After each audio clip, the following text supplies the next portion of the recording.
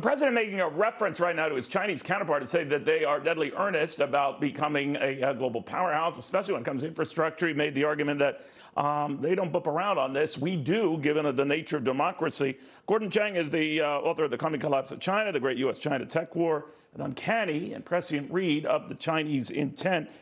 Gordon, this represents a 180 for Joe Biden. It wasn't that long ago, in the height of the campaign, that he was saying their threat to us was overstated, that they could eat our lunch. Come on, man, I remember all of that. So now they're a threat, and now they're a real threat, and he's using that to get infrastructure done in this country. What do you think? Well, certainly, he's framing everything as a competition with China, and he's right about that. But, you know, it's not just that China wants to be number one.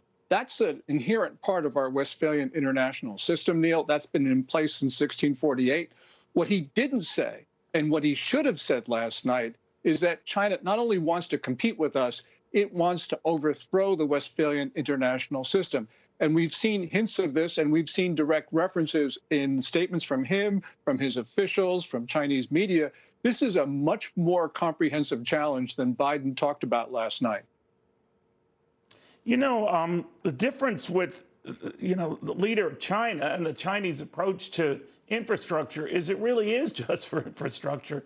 They really are building roads and bridges and vast computer networks that are part of infrastructure. They're not doing family and kid relief. Now, obviously, they have a lot of money. They don't run deficits and debt to the degree we do. But that is a very big distinction. When China talks about, going full throttle regarding infrastructure, that's what it's for, infrastructure. Yes, and clearly they've built a lot. And most of it is used efficiently, but a lot of it, Neil, is not. I mean, they have overbuilt.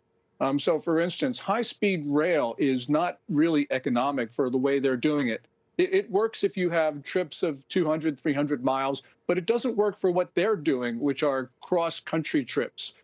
So I think that they're going to find that they've got a debt problem that they can't deal with. And we're starting to see this already in Chinese companies are defaulting last year in record volumes.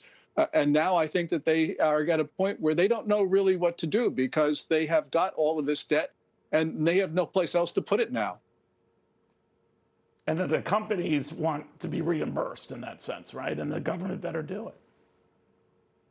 Yes, and I think Beijing, while it can save companies here and there, it is having problems with this whole question of debt, which has now become systemic for China, because China really has overreached. You got to remember, they not only have this incredibly expensive mechanism to control people, they've got a slowing economy, they've got the Belt and Road commitments around the world, they're trying to modernize their military at an unprecedented pace, and they're putting so much money into technology development. Not all of it is actually working out. So they are overstretched right now.